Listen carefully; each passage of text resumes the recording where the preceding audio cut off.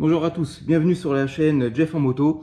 On se retrouve aujourd'hui pour la présentation des gants Racer chauffants Connectic 4. Racer, marque de gants chauffants française, présente des produits de qualité, toujours bien notés par la presse motocycliste. Aujourd'hui dans cette boîte, nous allons retrouver, bien entendu, notre paire de gants, une paire de batteries et un chargeur. Les gants présentent une excellente finition. Ils sont pourvus d'une attache velcro pour bien les maintenir au poignet, d'une attache auto-serrante au niveau de l'avant-bras et d'une dragonne pour ne pas les perdre. Ils sont en tissu assommant assez classique avec un bouton pressoir facilement accessible permettant de les régler sur 4 niveaux de position: minimum, intermédiaire, fort et un mode boost qui accélère le temps de chauffe mais réduit drastiquement la capacité des batteries.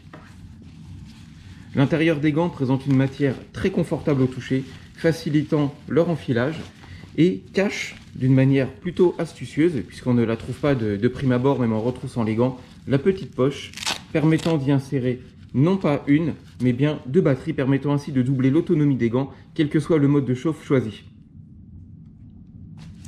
Petite précision ou petit conseil ou astuce, prenez-le comme vous voulez, lors de l'achat des gants. Il est très facile de se tromper sur la taille lors de leur enfilage, puisque ces derniers s'enfilent extrêmement bien, vous voyez, voilà, lorsque l'on ne porte pas son cuir et lorsqu'ils ne sont pas pourvus de batterie. Demandez bien en magasin de pouvoir essayer vos gants avec une batterie insérée à l'intérieur de la manchette et en n'oubliant pas d'apporter votre propre veste pour voir si cela ne vous pose aucun problème. En effet, certaines vestes, notamment féminines, ne permettent pas l'enfilage des gants par-dessus la veste ou par-dessous. Le port des gants est plutôt agréable, l'intérieur est très confortable. Néanmoins, on vous conseille de les utiliser avec une paire de sous-gants, puisqu'effectivement, les gants chauffants ne sont pas lavables en machine. Donc pour de simples raisons d'hygiène, utiliser une paire de sous-gants vous permet de les garder propres et de pouvoir simplement laver les sous-gants lorsque le besoin s'en fait ressentir. Alors la mise en place de la batterie est très simple, les batteries ne sont pas très épaisses. On ne les sent pas plus que ça lorsqu'elles sont seules au niveau du manchon. On choisit un des 2 câbles, rien de plus compliqué. On la place à l'intérieur. Je vous conseille de bien la placer de manière perpendiculaire au poignet, c'est-à-dire dans ce sens-là et non pas dans celui-ci. Sinon, vous aurez encore plus de mal à enfiler votre gant par-dessus votre blouson. Voilà, on met à l'intérieur, on referme la petite poche et on garde bien la discrétion. En fait, c'est comme un gant magique, hein. Donc l'utilisation très simple. On laisse son doigt appuyé quelques secondes. Voilà, le gant est en marche. Une seule diode verte indique qu'il y a une seule batterie à l'intérieur du gant. Lorsqu'il y en a 2, bien entendu, la deuxième diode verte s'allume. Donc là, je suis en position de chauffe maximum. Là, en mode boost, celui qui pompe énormément sur la batterie de la moto, mais qui assure une chauffe très rapide. Et après, classiquement, je peux naviguer entre les 3 modes différents. Le mode boost, je ne l'indique pas comme un mode parce que même dans les préconisations, il est indiqué que l'utiliser affecte grandement la durée de vie des batteries. Voilà.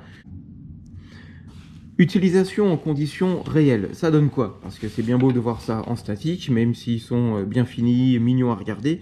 L'intérêt des gants chauffants, c'est de savoir si réellement ils protègent du froid efficacement. Alors, c'est très simple. Du fait des conditions hivernales ces derniers jours, j'ai dû faire un test grandeur nature. J'avais besoin de me rendre sur Paris pour raisons personnelles. J'ai donc fait un trajet de 2 fois 50 minutes, une fois à l'aller, une fois au retour, en utilisant des portions rapides d'autoroute, avec une moto ne disposant d'aucune protection au niveau des mains. Je reconnais que j'étais un peu sceptique parce que je ne ressentais pas de chauffe réellement au niveau des doigts.